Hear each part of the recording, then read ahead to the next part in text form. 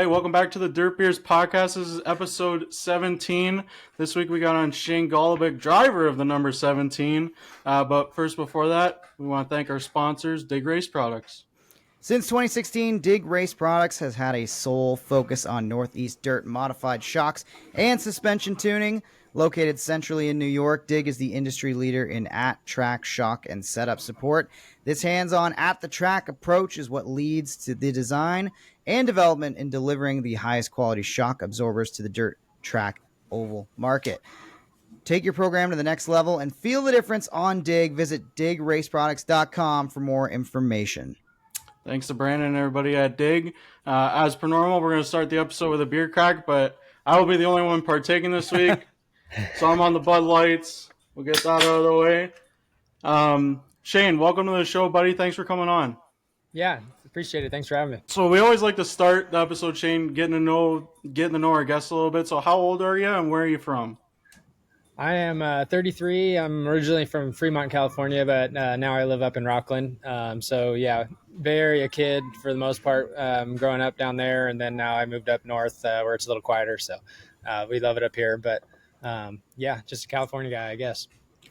Again, we've had a lot of California guys on in the early portion of the show. How did your journey into racing start? What was the local scene for you? Was it a bit of a drive, or did you have some local facilities to rely on in terms of feeding that racing need?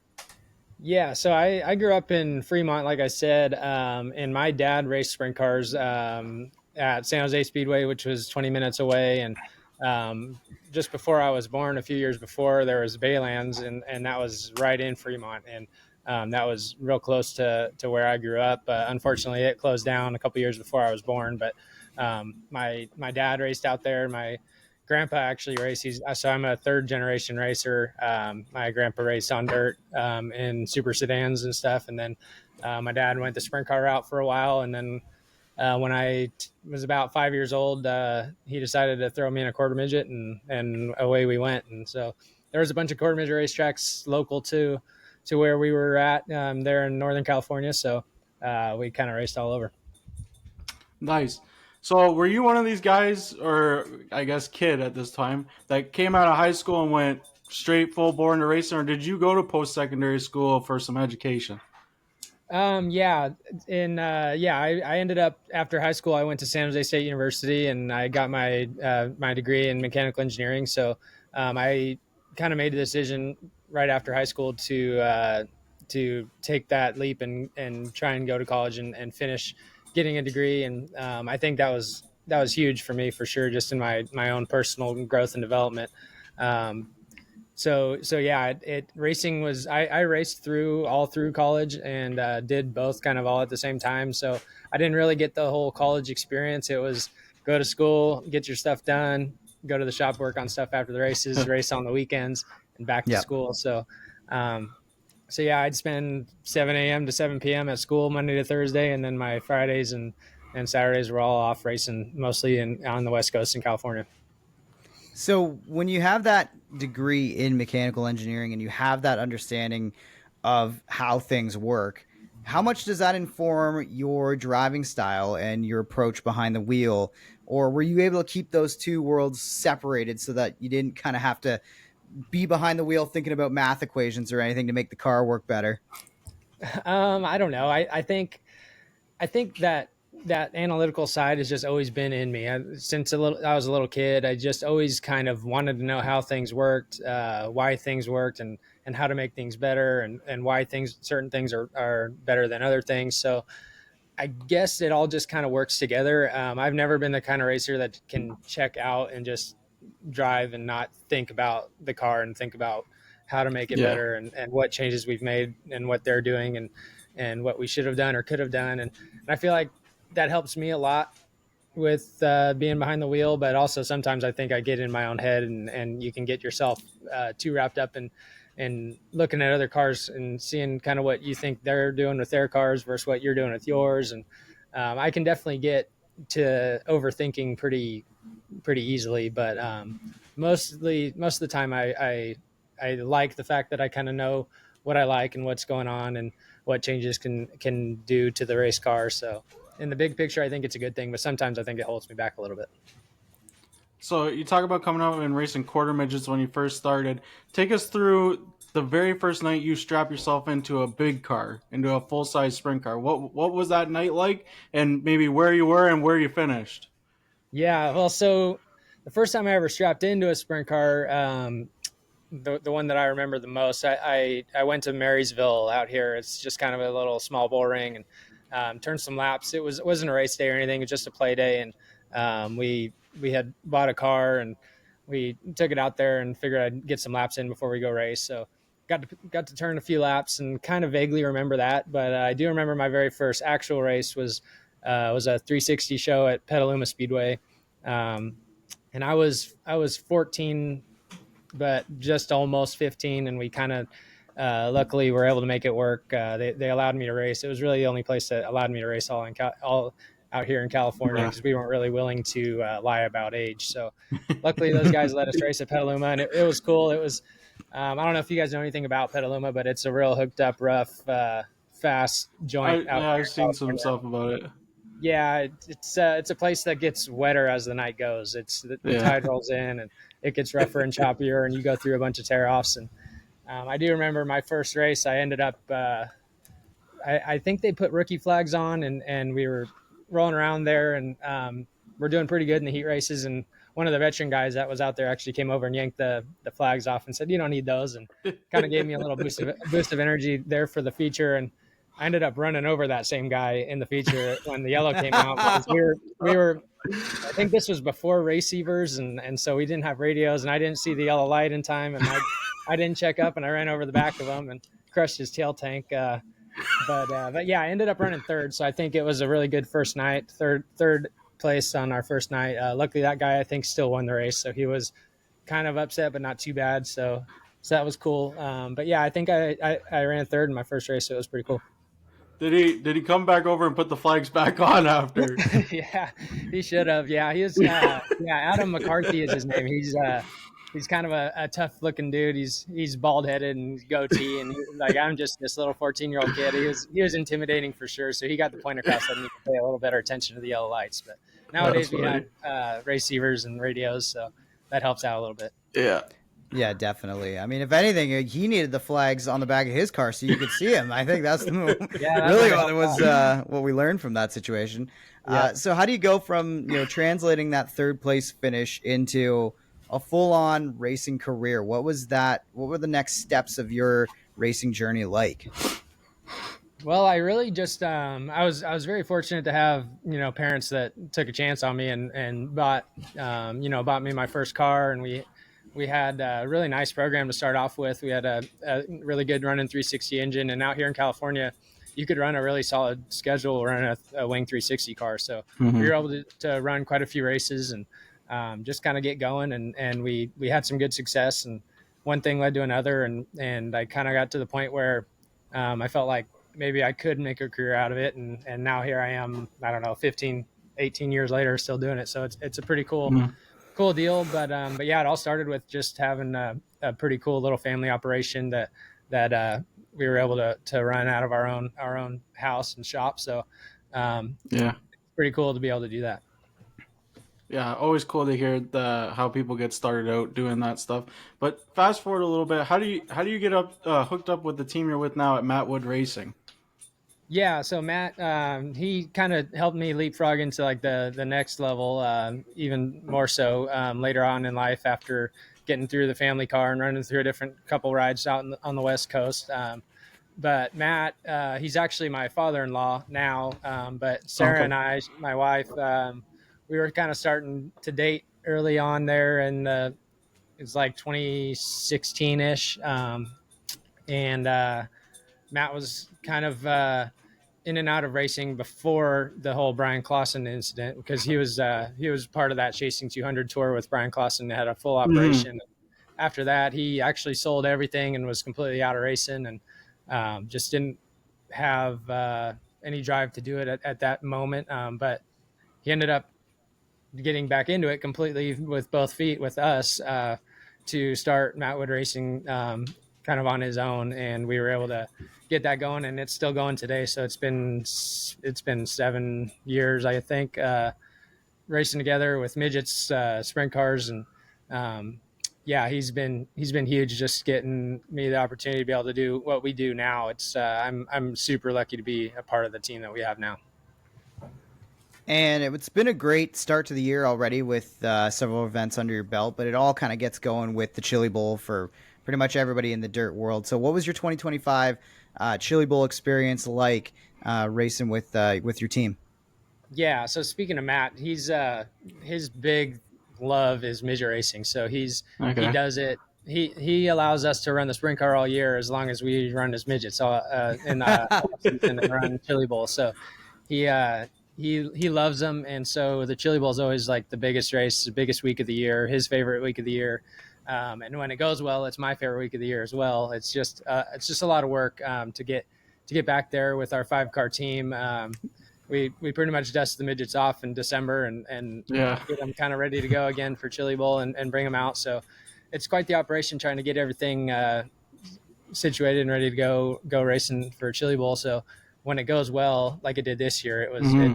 it's huge. But to be able to get 3 cars in the top 5 on Yeah. Saturday night for Matt was something I'll definitely never forget. The 2025 Chili Bowl is definitely the top on my list for sure. It was awesome. Finally got Matt his first win inside the building on a prelim night with Landon.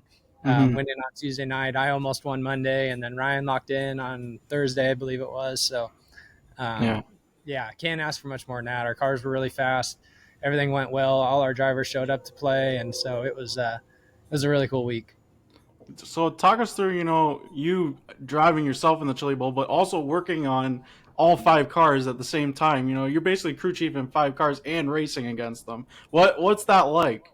Yeah, it's tough. So I don't do that all year. Like Yeah. I wouldn't be able to do it. I wouldn't be able to crew chief and drive all year. I'm lucky to have my brother Dustin Hmm. with us at every sprint car race, and so that's always the best, to be able to race with him. But this year, unfortunately, he couldn't go to Chili Bowl. His wife was, and him and his wife are expecting their new son.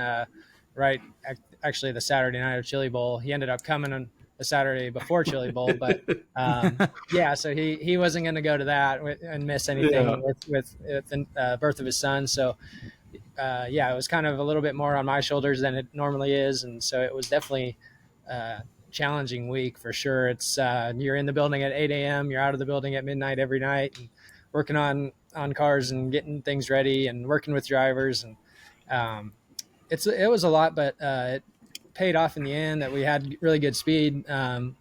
But it was definitely the first time I've ever raced against a car that I've crew chiefed so closely. Like there towards the end of the Saturday night feature, we're running for the top 5 spots with 3 of our other cars and sliding back and forth with Landon and Ryan throwing his nose in there. It was definitely interesting, definitely a weird feeling because you want those guys to do well, but you also want to beat them. So it's definitely a weird feeling for sure. It's one of those things where it's like, well, no matter what, you kind of look good. It's like you either look good from the crew chief standpoint of things, or you look good from the driver's standpoint if you can beat them Yeah, all with well, it, right? it can So, also go both ways too. Because if you give those guys bad cars, it's all your fault. And Yeah. yeah, if they go and beat you with the same equipment, then it makes you look bad as a driver too. So it's a little bit high pressure, but it's all fun. We have a lot of fun on the Matt Wood Racing team with Nos Energy Drink at Chili Bowl. It's a lot of fun. A lot of really good guys that come and help, and even the drivers all get in and help because they know it's a big team effort, and definitely always a really fun week, especially when it goes well. absolutely. So, you kind of took us through a week that is anything but normal. But what does a typical race week look like for you and for the 17? Yeah, so all of us on the team have kind of normal jobs throughout the week. So my brother, and then we have my brother's the crew chief, and then we have 2 other guys who come out and help most nights out on the West Coast with the sprint car. And one of them is my cousin Gary, and then the other one is a really close friend of ours named Trevor. And they both come out. All of us have normal 9 to 5s. So if it's a Friday night race.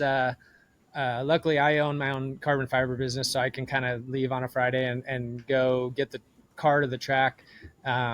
And so I'll get there early with my wife and kids and kind of get everything unloaded. And those guys will all get off work usually a little bit earlier than normal, hopefully, and be able to get to the racetrack close to around Mudpack, and then we go racing.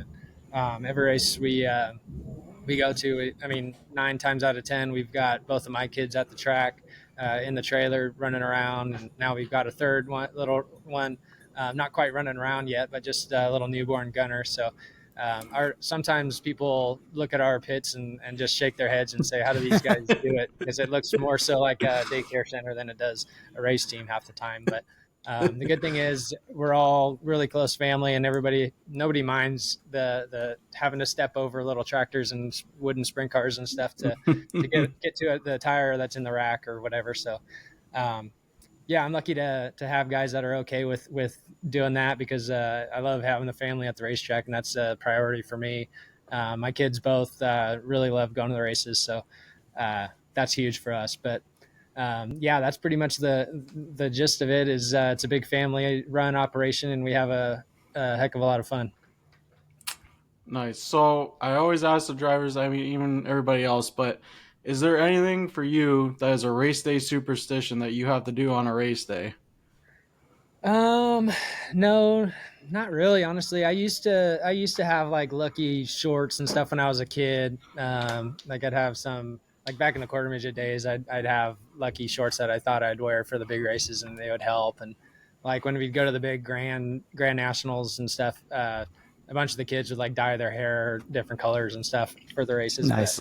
I think, I don't know if I grew out of that or not, or what, but I do have like routines, I think, as far as like when I get in the car, doing everything in the same order. But I don't know if that really counts as a superstition. That's just kind of routine, just to make sure everything's right. So yeah, that's about it. Fair enough. You have one of the more iconic partnerships out there going with NOS Energy. What's it like being partnered up with those guys and being able to represent that brand in your experience with NOS? Yeah, it's huge. I mean, I'm super blessed to be going on. I guess it's like almost 5 years straight with them, or almost six maybe.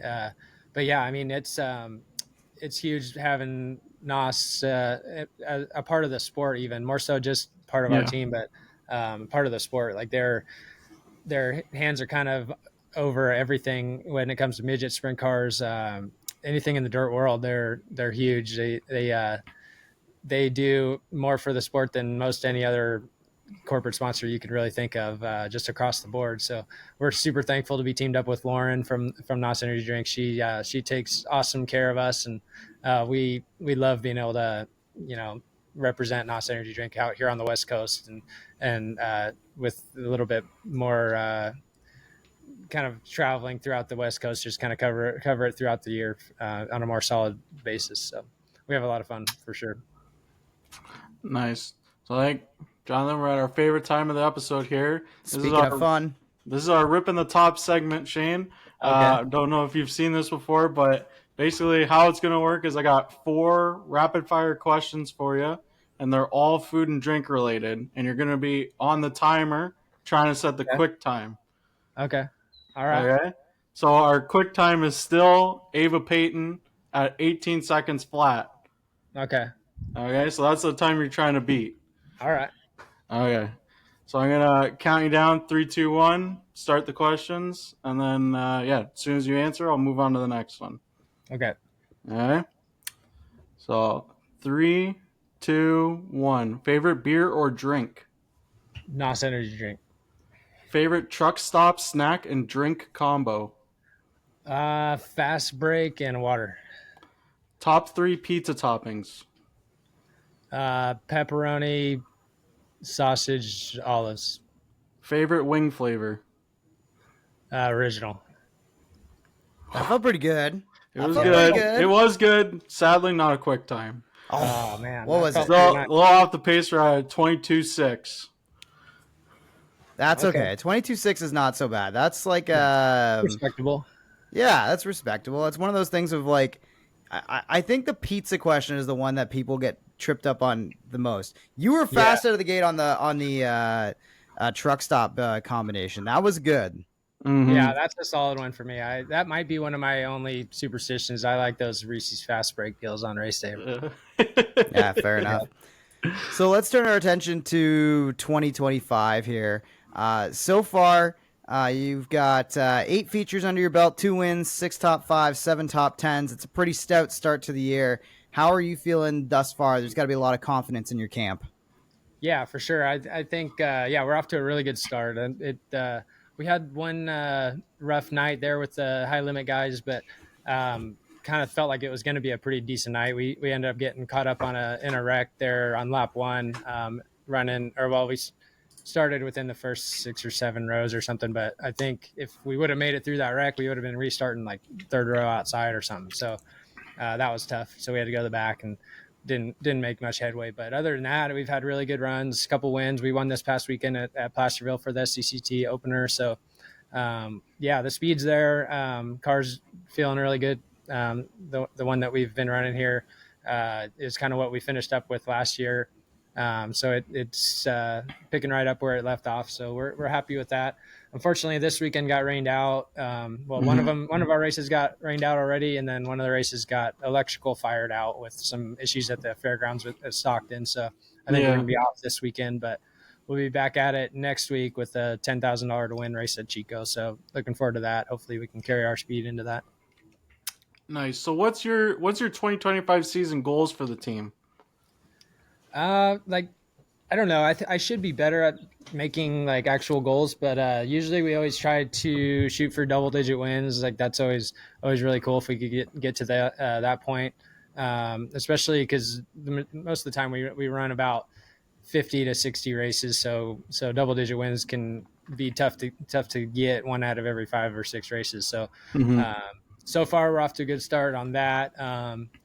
But overall, we just want to be in contention to win every single night. And so far, we've only run first or second as far as the win car goes. We've only run first or second on the local shows out of the 4 that we've run, and I think we ran 7th one night with high limit, and then we had that one where we got kind of um, caught up in that lap one deal. So we've so far have been in contention to at least run really good every night, and haven't had any off nights yet. Knock on wood. So hopefully we can just keep that going, and if we can be in contention every night, then those wins will come.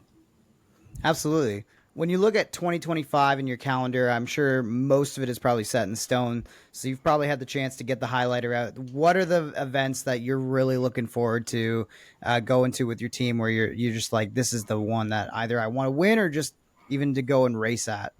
Yeah, so there's a few out here in California that we circle every single year. Between Gold Cup race champions Mm-hmm. at Chico with the high limit guys, that's going to be big money this year. So that's always one that we circle, and then Trophy Cup, obviously in California, that's our biggest 360 race. That's one that we feel like we can win any year. We almost had it done last year and slid DJ Neto there for what would be the championship and caught the curb and got upside down. So that one kind of stings. So we'd like to get back to that one and try that one again. But on top of that, we've got a big race or a big 2-day race coming up at Calistoga Speedway. It's coming back this year. Mm-hmm. It's been gone for a good handful of years now. So they're all putting in a bunch of effort to get that racetrack back ready to go. So we're excited for that in the end of August, early September. So that'll be the Louis Vermeil Classic. Really looking forward to that one. That's one that we all miss going to Calistoga really bad. So we're looking forward to that one. So I gotta ask, will we ever see Shane Golobic out on the road with Outlaws or High Limit at some point in your career? Man, I don't know. With the 2 kids, it's tough. They're both starting school Mm. and t-ball and all kinds of different things, gymnastics, and um, yeah, they're super into that. It's I'm kind of always been a family guy, kind of always been a homebody. The closest things we've done to being on the road was the COVID year. We kind of left California. California was all shut down out here, and you Mm-hmm. couldn't really race at all. So we went back and spent some time in Knoxville and raced all Mm-hmm. throughout the Midwest there, and that was a great time. But I don't know. I would never count it completely out, but it's not really anything we're trying to do per se right this second. Trying to to give the kids the most normal upbringing as possible, and Yeah. give them everything that they deserve, for sure. So you never know. I mean, if the right thing kind of lined up, I would not be opposed to it, but right now it's we love doing what we're doing. We get to do a trip or two throughout the year where we go up to Skagit or go back to Knoxville, or do kind of a couple trips where guys can take a week off at a time, and that's been pretty fun for us. It seems kind of crazy to ask for at this point, especially with two full 410 touring series. But don't you almost wish there was maybe a lower commitment 410 tour that you could jump on that was maybe like a 20 race championship, or maybe it was 15? What? There's probably a magic number in there somewhere where it could get that many more guys out chasing the dream on the road without having to commit to 90 or so nights away from your family alone, just race nights, right?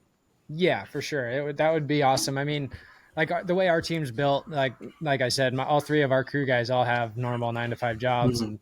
and that just doesn't lend itself to traveling whatsoever. Like they all have to count their off days, and we try to do it as strategically as possible so we can get out of California and run as much as we can throughout, whatever races we can hit. So so like Dirt Cup, we always make a point to take a couple of days off of work to head up to Dirt Cup for in Skagit, and um, things like that kind of itch our traveling bug.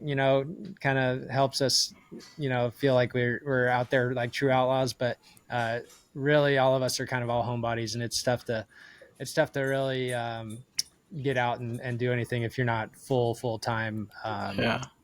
full crew and all that. So, yeah, I Mm-hmm. mean, a smaller schedule would make it easier to do, but yeah, that 90 race schedule is pretty daunting. So talking about maybe having a series like that out on the West Coast for the guys like you, what's your thoughts on the state of wing sprint car racing in California right now?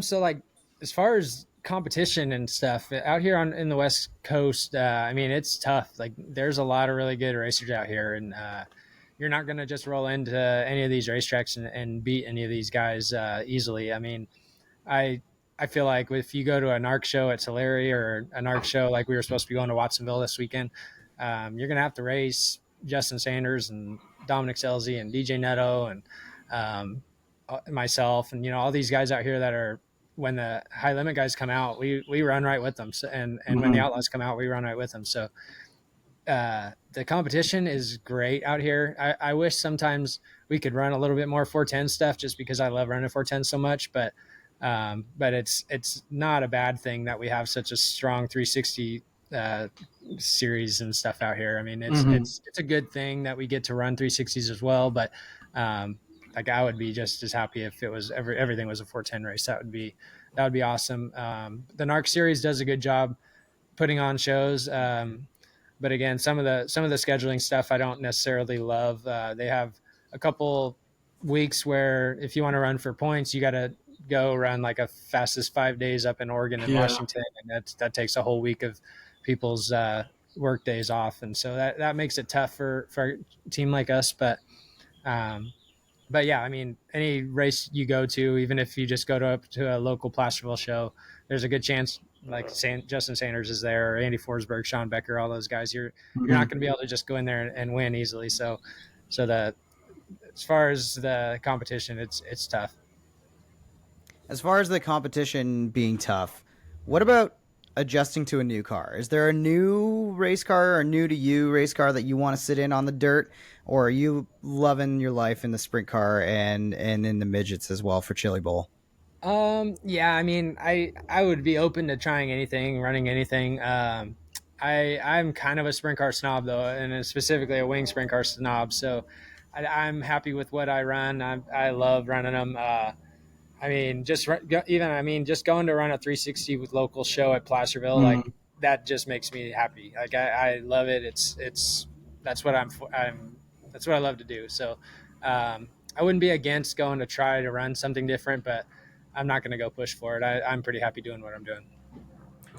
So going back to that, your partnership with NOS, you get to do some pretty cool stuff with them. Talk to us about the NOS challenge videos that you're getting to be a part of, and getting this year to rip F3 car around. That was pretty sick.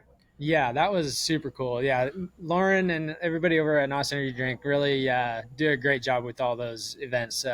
We do one every year. We actually have one coming up here shortly, so keep your eyes out for that. Oh, But yeah, it's fun.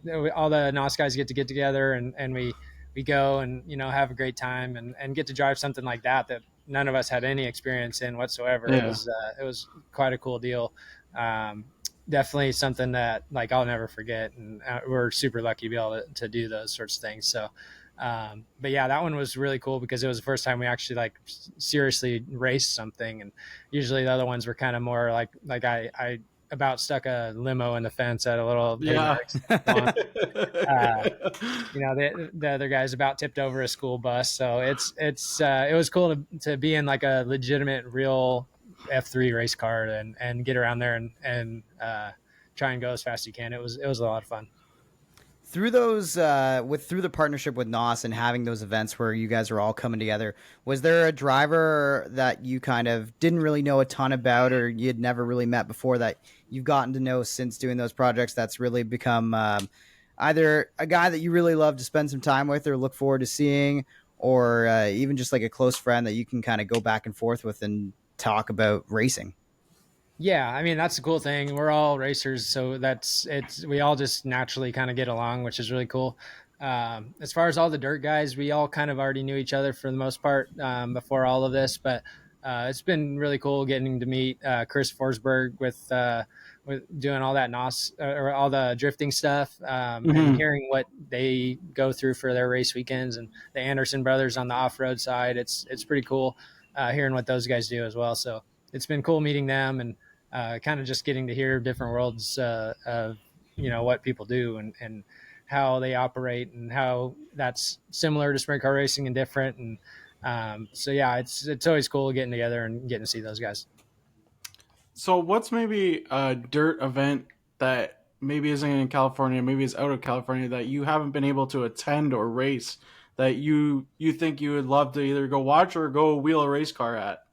Yeah, so there's two things so all the Pennsylvania racetracks like Port Royal, Williams Grove, all those places, I've been able to race at those places, but it was all non-wing USAC Eastern Storm stuff. Hmm. So I mean, not to say that's not as cool, but I mean, I guess I am saying it's not as cool. The wing stuff, like you don't think when you think of Williams Grove or Port Royal, you don't really think of non-wing sprint cars. So Yeah. that's one thing I would really want to do at some point is go back there and run Port Royal and Williams Grove and Lincoln and just all those places back there in a wing car and in a good wing car and see what we could do out there.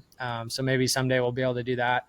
And then the other kind of big one is the Kings Royal. I've Hmm. never got to run that. So I did get to run Eldora once, but it was in a midget, and so I've never got to run there in a wing car. So between Kings Royal and all that PA stuff, that those are the two things I want to try. And what about life away from racing? Like you're rocking the San Fran hat right now. Obviously, we're about a week into baseball season. What's your interests away from motorsports? What are some cool things that people might not expect to know about you, Shane? Yeah, no, I'm a big sports guy for sure. Big Bay Area sports guy. I was a kid growing up there, pretty close to San Francisco. So I'm a big Giants, 49ers, Golden State Warriors fan. San Jose Sharks. Went to a bunch of San Jose Sharks games as a kid. So yeah, I'm big into sports for the most part. And then, I mean, besides that, I'm probably pretty boring. I really just like to hang out with the family and uh, go to I don't even know, just nothing really special. I'm really into sports, racing, and family for the most part. Nice. Well, Shane, awesome interview, buddy. It was awesome to get to know you a little bit, talk about some racing, and we wish you nothing but luck in the 2025 season. And I'm sure later on we'll get a little catch up with you and see how things are going near the end of the season. Yeah, absolutely. Yeah, anytime. Awesome. Thanks, Shane. Appreciate it.